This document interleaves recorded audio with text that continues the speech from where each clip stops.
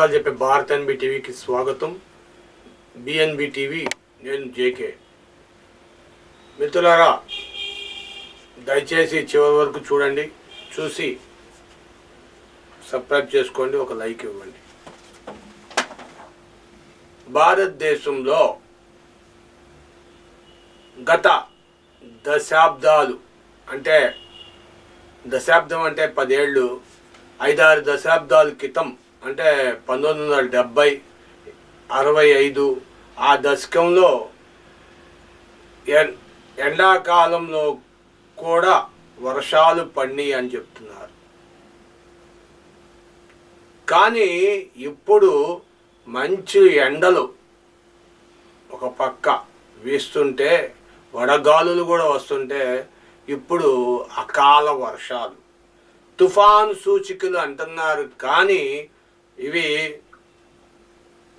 తుఫాన్ సూచికలు కావు అంటున్నారు కాసేపు. ఇవి అతి భారీ వర్షాలు 3వ తారీఖు నుండి వచ్చే 6వ తారీఖు వరకు 5-6 రోజులు భారీ వర్షాలు తెలుగు రాష్ట్రాల్లో ఉక్కిరి బిక్కిరి చేస్తాయి.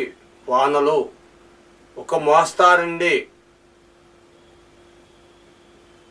సుమారు వర్షాలు కొన్ని ప్రాంతాల్లో పడతాయి, మరి కొన్ని ప్రాంతాల్లో అత్యంత భారీ వర్షాలు పడతాయని చెప్తున్నారు. ఇటు విశాఖపట్నం, శ్రీకాకుళం, ఇటు విజయనగరం, కర్నూలు, అటు తెలంగాణలో మన సికింద్రాబాద్ ఆల్రెడీ వర్షాలు పడుతున్నాయి. ఇంకా మహబూబా నగరు, కరీంనగరు, అలాగా అనేక ప్రాంతాల్లో వర్ష సూచన ఎక్కువ కనబడుతుంది. చూస్తే మీకే అర్థమవుతుంది. మేఘాలు పూరితంగా సూర్యుడిని దాచేసినాయి.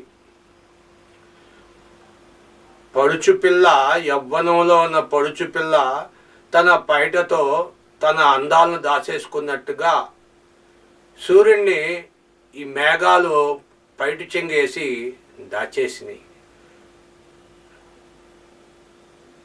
ఎలాగైతే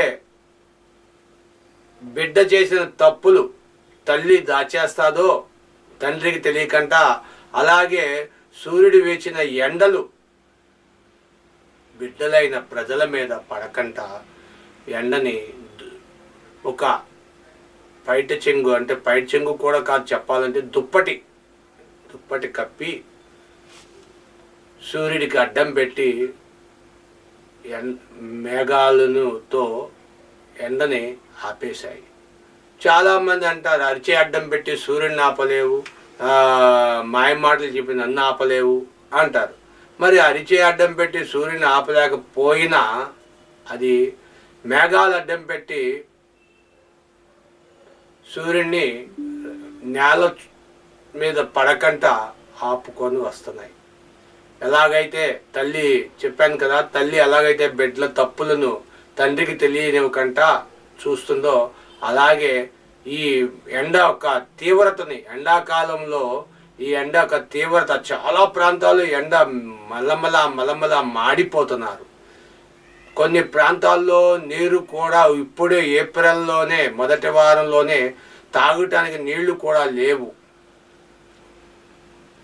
ఇది పక్కన పెట్టండి. మరి అటు చూస్తే హిమాలయాలు ఆ వేడికి కరిగి నీరైపోతున్నాయి.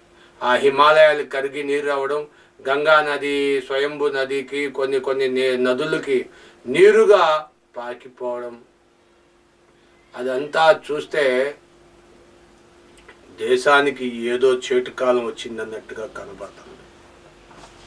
ఈ అకాల వర్షాలు అటు కర్ణాటక, ఇటు తమిళనాడు భారీ నుండి అతి భారీ వర్షాలు పడతాయని చెప్పి వాతావరణ శాఖ, కేంద్ర వాతావరణ శాఖ తెలియజేస్తుంది.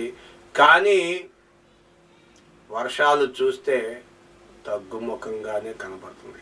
మరి వర్షాలు పడతాయని అంటున్నారు. ఈ రోజున ఇందాక అందిన వార్త, తాజాగా విజయవాడలో వర్షం పడిందంట మధ్యాహ్నం. ఇంకా కొన్ని ప్రాంతాల్లో వర్షాలు పడుతున్నాయి. కాబట్టి ఏదేమన్నా సరే మీరు దయచేసి ఈ వర్షంలో తడవబాకండి. తడిస్తే లేనిపోయిన జబ్బులు వస్తాయి. ఎందుకంటే ఎండి ఉన్న ఒక కట్టెని నీరు పోసి తడిపామనుకోండి, ఎంతసేపు ఆ నీరు ఉంటుంది, ఆరిపోద్ది. ఖాళీ ఉన్న దీని ఒక కట్టెని లేదా ఒక వెసల్, ఒక గిన్నె, ఒక తెపాల పొయ్యి మీద ఖాళీ ఉంది, దాని మీద నీళ్లు పోస్తే ఎంతసేపు చల్లారిపోద్ది.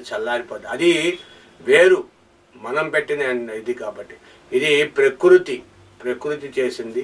కాబట్టి మీరు ఎండలో మగ్గిపోయి ఉన్న ఎండని ఒక్కసారిగా వానలో పడితే ఆ ఒక్క ఉష్ణోగ్రతలకి ఈ వానకి వ్యతిరేకించి మీకు లేనిపోయిన జబ్బులు వచ్చే అవకాశం ఉంది.